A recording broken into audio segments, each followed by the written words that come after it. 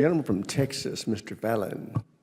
Thank you, Mr. Chairman. Mr. Duffey, we all know that DoD facilities like Red River, some of them are underutilized, and we added language in the NDAA to explore how we can best use them moving forward. And so what I wanted to ask you was if you have any plans or what y'all are working on to repurpose the sites. And another concern that I have is you've got a highly skilled labor force, at Red River, at that depot and others.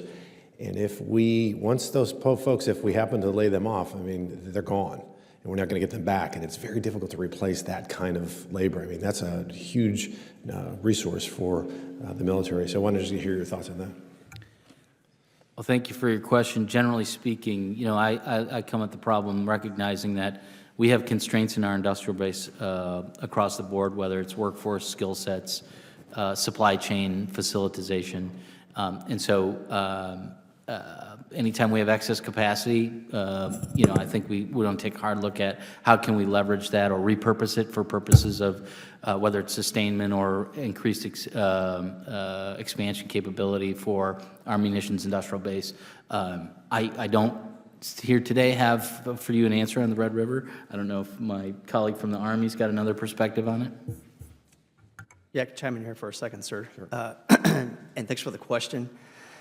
And the comments about the workforce, we fully acknowledge that, and we would be concerned about that. So what we're doing is, in concert with General Mohan at the Army Materiel Command, we are lockstep in this as far as trying to figure out ways and better courses of action to how to sustain those types of facilities and depots. So for Red River, it's looking at how can we streamline the public-private partnership aspect, but also how can we leverage private capital to go in there and just invest there. So things like Sky Foundry, looking at broadening the mission sets at those depots to potentially produce things like UAS components, for small UAS, creating a new industry there, or just having that organic capability that we could always fall back on to surge. That would be huge for us. In that, as we do that, the intent would be then is that you get more venture capital to come in and start to invest around that area and then just potentially create a market space. Well, I think we know that, the demand for drones and unmanned vehicles, whether they be in the air, ground, sea, are greatly enhanced. I think Ukraine taught us that, and that was one of the thoughts that we had, and not just me on this committee. Ironically, other members came to me and talked about maybe switching over because JLTVs and Humvees aren't, working on those isn't going to have, there's just not that need, but there is that, right, sir. Conversely, this incredible need, and where are we going to produce those? And making them with just American parts and maybe not our greatest geopolitical adversaries' parts. Right. Could be. And touching on that, I just wanted to ask as well, Secretary Duffey, about AI and how, your vision for it. Clearly, we want to make sure it's streamlined and seamless for military application. And I think that's an invaluable thing to discuss for a minute.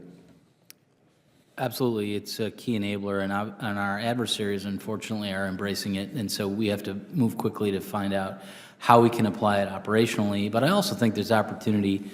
I mentioned earlier I've been in the Pentagon for 15 years, and one of my biggest frustrations is the lack of modern business process management. You can look across the acquisition system in all the disciplines, whether it's financial management, testing, requirements. There's all kinds of opportunities to bring how we do business into the 21st century, which I think is a key foundation to then finding ways to apply artificial intelligence internally to how the Pentagon operates, whether it's AI-enabled design, where we could do better optimize the systems we're developing, or optimizing how we're expending our resources. So what I think about in terms of how to accelerate and improve the way we do our work, I think there's tremendous opportunity for AI.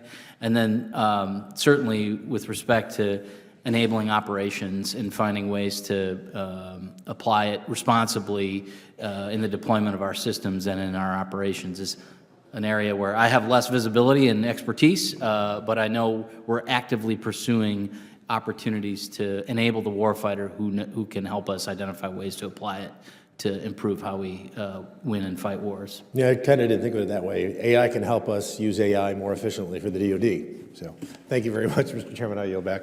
Gentlemen,